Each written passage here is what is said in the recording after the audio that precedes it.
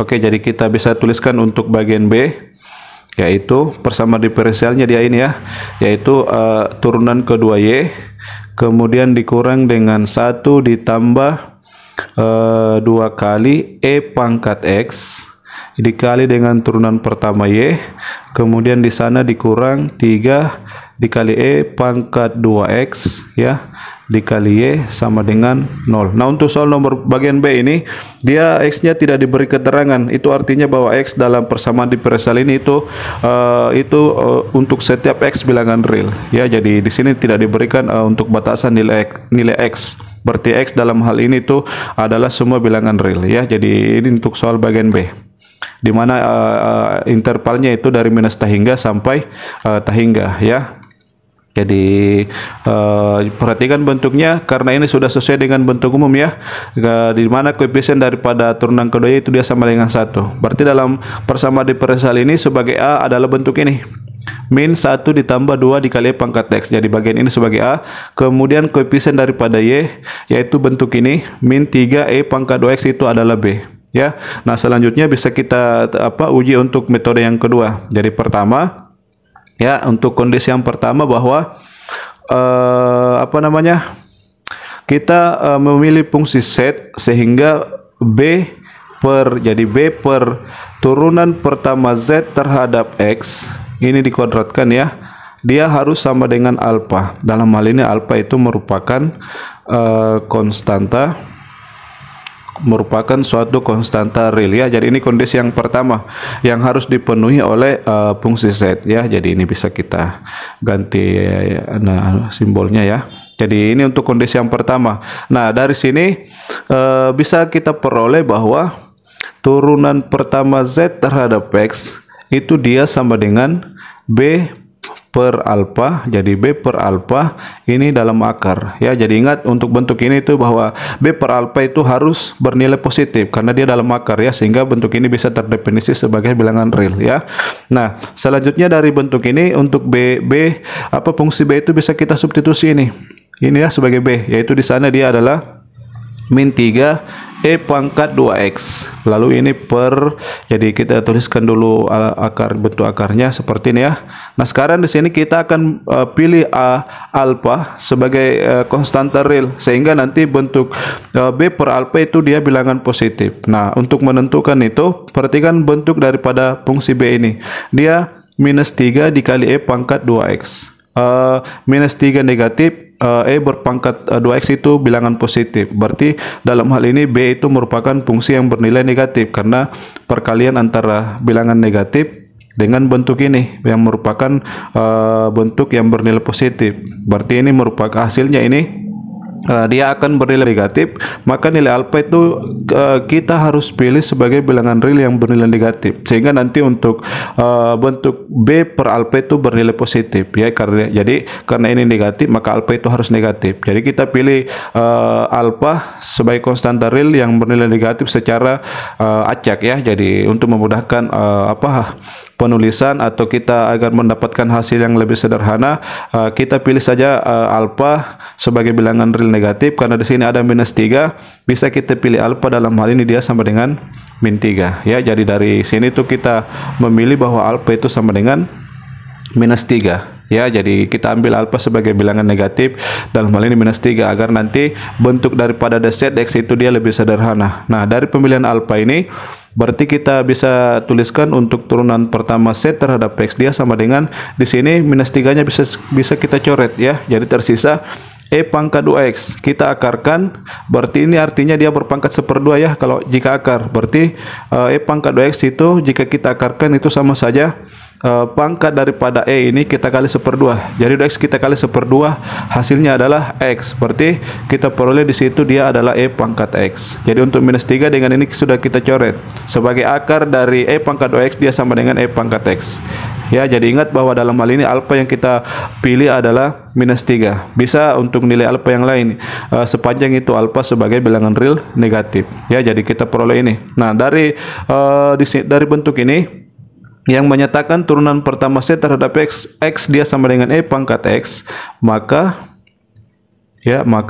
kita tentukan turunan kedua Z terhadap X, karena kita perlukan bentuknya pada kondisi yang kedua nanti. Jadi ini turunan pertama Z terhadap X. Sehingga untuk turunan kedua Z terhadap X berarti bentuk ini kita turunkan. Turunan E pangkat X terhadap X dia sama dengan bentuk itu sendiri. Jadi E pangkat X jika kita turunkan terhadap X hasilnya adalah E pangkat X. Kemudian jadi itu untuk turunan kedua Z terhadap X. Kemudian untuk Z sendiri adalah integral dari ini, karena ini menyatakan turunan pertama Z terhadap X.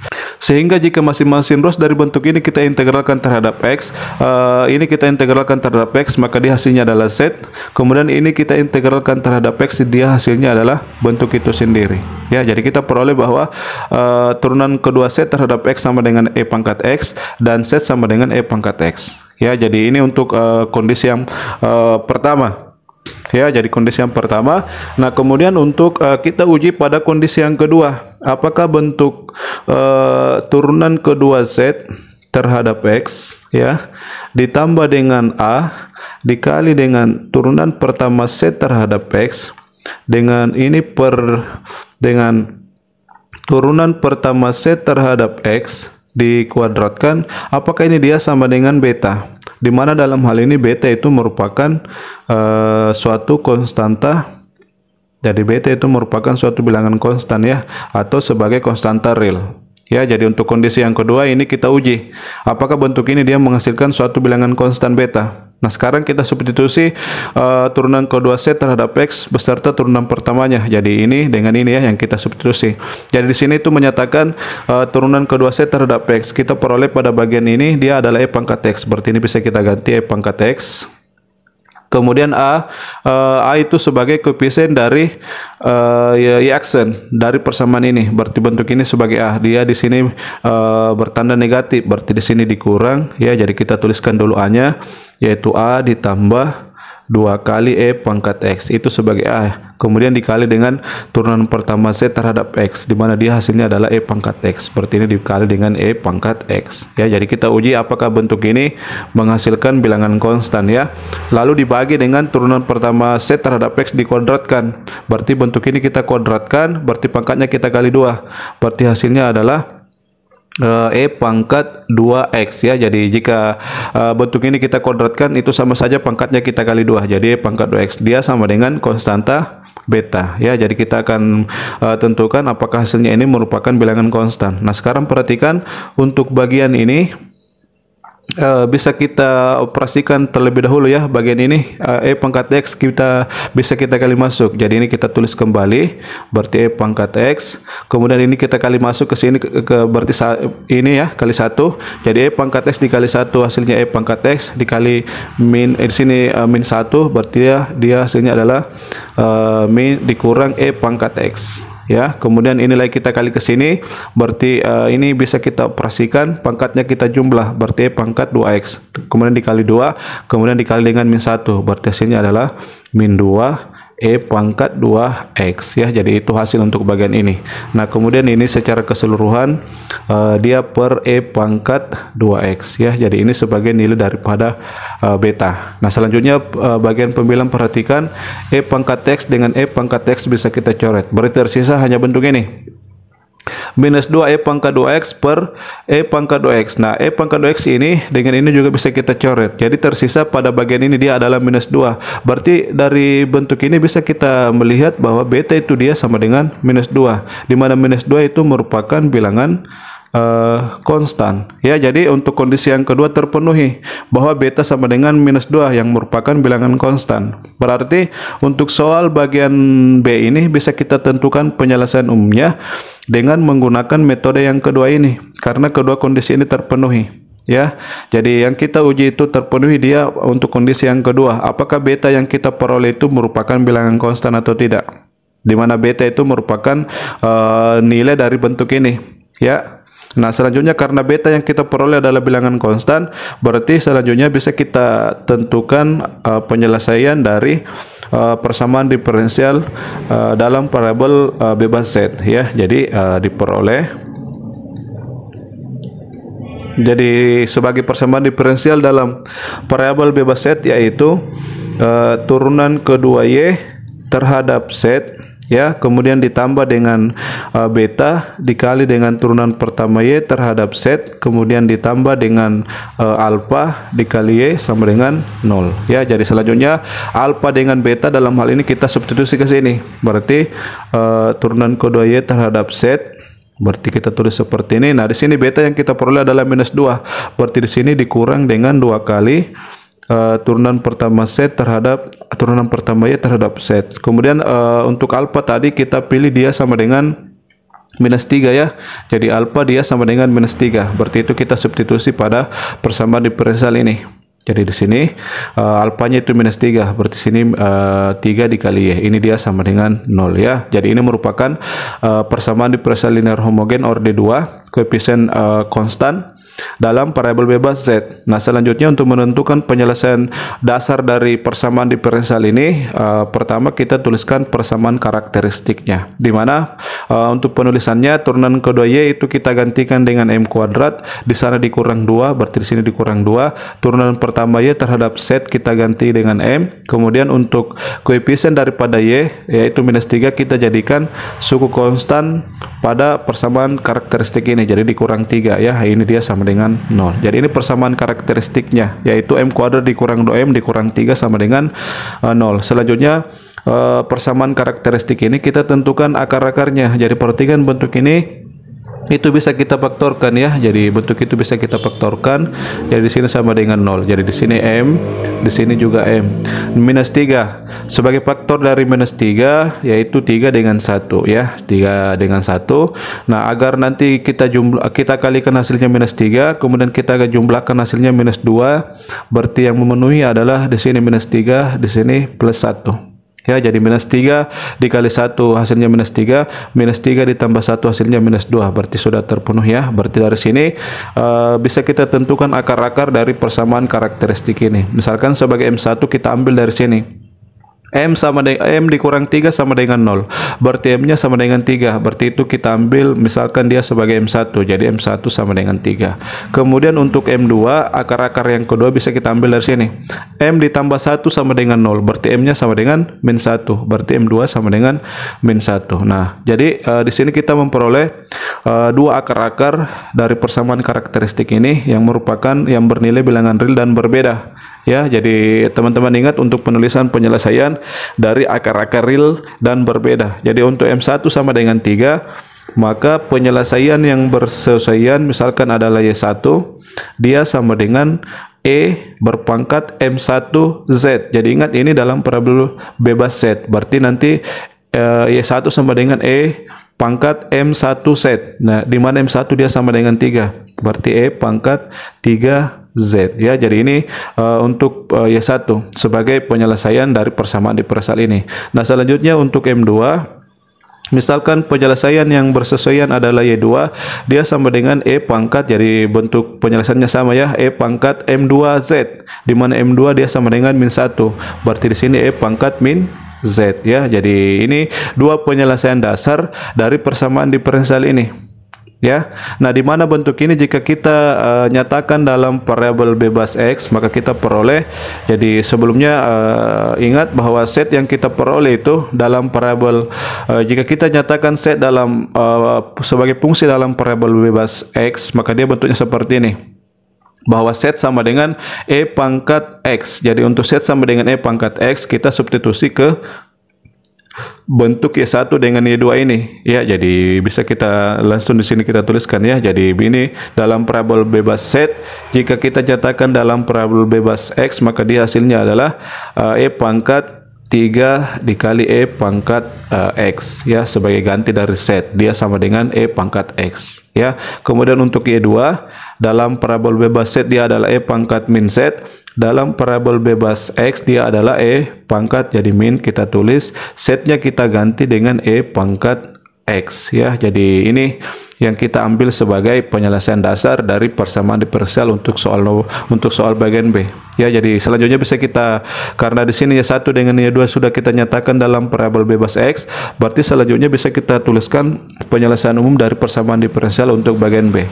Jadi sebagai penyelesaian umum ya, sebagai penyelesaian umum untuk persamaan diferensial bagian B ini, yaitu YX sama dengan kombinasi linear dari Y1 dengan Y2 dalam bentuk dalam variabel bebas X ini. Berarti YX sama dengan C1 Y1. Berarti ini yang kita tulis E pangkat 3 dikali E pangkat 2 E pangkat X ya. Jadi 3E pangkat X ini merupakan pangkat dari bilangan E ini. Kemudian ditambah dengan C2 dikali Y2. Berarti E pangkat min E pangkat X ya. Jadi ini bentuk penyelesaian umum dari persamaan diferensial untuk bagian B, di mana penyelesaian ini itu terdefinisi untuk setiap X dalam interval minus tahingga sampai tahingga ya. Jadi untuk bagian B itu dia berlaku untuk semua bilangan real. Berarti dalam bentuk interval dia seperti ini, bahwa X nya itu elemen interval minus tahingga sampai tahingga. Nah, sebagai keterangan dalam hal ini bahwa C1 dengan C2 itu keduanya merupakan konstanta real sembarang ya. Jadi konstanta real sembarang. Oke, jadi kita sudah memperoleh penyelesaian umum daripada persamaan diferensial untuk bagian B, yaitu YX sama dengan C1 dikali E pangkat 3E pangkat X ditambah C2 dikali E pangkat min E pangkat X. Itu terdefinisi untuk setiap X dalam interval minus tahingga sampai tahingga, di mana C1 dan C2 merupakan konstanta real sembarang. Oke, jadi itu untuk penjelasan umum dari persamaan diferensial bagian B. Nah, selanjutnya sebelum kita akhiri pembelajaran ini, jadi ingat untuk menentukan penyelesaian umum dari persamaan diferensial linear homogen dari dua koefisien variabel dengan menggunakan metode yang kedua ini, yaitu mengubah variabel bebas X, maka kondisi yang pertama yang kita uji adalah, yang kita tentukan adalah ini ya. Kita memisalkan bahwa B per turunan pertama Z terhadap X kuadrat itu dia sama dengan konstanta alfa ya. Nah, dari bentuk ini bisa kita peroleh bahwa turunan pertama Z terhadap X dia sama dengan bentuk ini, akar B per alfa, di mana dalam hal ini karena dia dalam bentuk akar, maka B per alfa itu harus bernilai positif ya. Jadi untuk pemilihan alfa selanjutnya itu kita menyesuaikan dari bentuk dari fungsi B. Jika B dalam hal ini dia bernilai negatif, ini merupakan fungsi yang bernilai negatif, maka alfa itu kita ambil sebagai bilangan real yang bernilai negatif. Tujuannya agar bentuk B per alfa itu bernilai positif karena dia dalam bentuk akar ya. Serupa tadi pada bagian A tadi, bahwa B itu merupakan fungsi dalam fungsi yang bernilai positif, sehingga alfa yang kita pilih adalah bilangan positif ya. Jadi nilai alfa di sini itu dia menyelesaikan dari nilai positif negatif dari fungsi B ini ya. Jadi untuk alfa dalam hal ini kita pilih dia minus 3. Teman-teman bisa memilih nilai alfa yang lain sepanjang itu alfa dalam hal ini merupakan bilangan real negatif, karena beta itu merupakan fungsi yang bernilai negatif ya. Nah, selanjutnya setelah kita tentukan kondisi yang pertama ini, kita peroleh turunan kedua Z terhadap X dengan Z sendiri ya. Nah, sekarang untuk turunan pertama Z dengan turunan kedua Z terhadap X yang kita peroleh ini, kita substitusi pada bentuk dari kondisi yang kedua. Nah, jadi di sini kita uji apakah bentuk ini menghasilkan bilangan konstan atau tidak. Jika misalkan pada soal lain kita uji pada kondisi yang kedua ini bahwa bentuk ini dia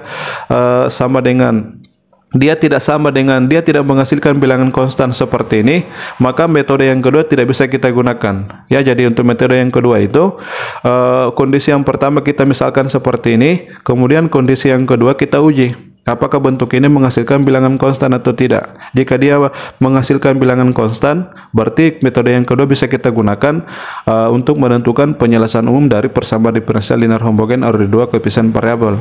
Namun jika kondisi yang kedua ini kita uji, kemudian bentuk ini dia hasilnya dia bukan bilangan konstan atau dia memuat variabel X ya, variabel X, maka untuk metode yang kedua itu tidak bisa kita gunakan untuk menentukan penyelesaian umum dari persamaan diferensial tersebut ya. Jadi itu persyaratan atau kondisi kapan metode yang kedua bisa digunakan untuk menentukan penyelesaian umum dari persamaan diferensial yang diberikan ya. Jadi dari kedua kondisi ini, ingat kondisi yang pertama itu kita misalkan, kondisi yang kedua yang akan kita uji bahwa bentuk ini harus dia sama dengan bilangan konstan, sehingga metode yang kedua bisa kita gunakan, yaitu metode mengubah variabel bebas X ya. Jadi ini sudah terjawab untuk bagian B. Untuk bagian A nya bisa kita munculkan kembali ya. Jadi ini tadi untuk penjelasan umum dari persamaan diferensial pada bagian A, ya. Dimana untuk bagian A tadi ini kita memiliki bentuk bahwa fungsi B itu merupakan fungsi yang bernilai positif, sehingga nilai alfa itu kita ambil dia bilangan real yang bernilai positif. Pemilihan 4 ini, ingat pemilihan 4 ini itu untuk menyederhanakan atau agar kita nanti bisa menghasilkan bentuk dari dz dx itu lebih sederhana. Jadi teman-teman bisa mengambil nilai alfa sebagai bilangan real positif yang lain, misalnya 1, 2, 3, 5. Intinya alfa dalam hal ini dia bernilai positif karena beta merupakan fungsi yang bernilai positif, ya. Jadi acuannya bahwa kita pilih alfa sehingga bentuk B per alfa itu dia bernilai positif, ya, karena dia dalam bentuk akar, ya. Jadi itu mengenai pemilihan daripada konstanta alfa tersebut. Nah, selanjutnya yang terakhir, perhatikan bahwa jika persamaan diferensialnya itu bentuknya belum sesuai dengan bentuk umum dari persamaan diferensial ini, maka pertama-tama bentuk ini kita arahkan dulu agar dia sesuai dengan bentuk umum ini, ya. Ini yang kita peroleh, ya. Jadi itu untuk mengenai persamaan penjelasan umum dari persamaan diferensial linear homogen order 2 koefisien variabel dengan menggunakan metode yang kedua, yaitu mengubah variabel bebas X. Dimana untuk metode yang pertama yang kita sudah bahas sebelumnya, yaitu dengan metode mengubah variabel terikat Y. Oke, insyaallah untuk kesempatan berikutnya, jadi ini sudah materi yang terakhir, ya, mengenai persamaan diferensial linear homogen koefisien variabel. Insyaallah untuk kesempatan berikutnya kita akan bahas mengenai penjelasan umum beserta teorema-teorema yang terkait dengan persamaan diferensial linear non homogen Dn, baik itu koefisien variabel maupun koefisien konstan. Oke, sekian.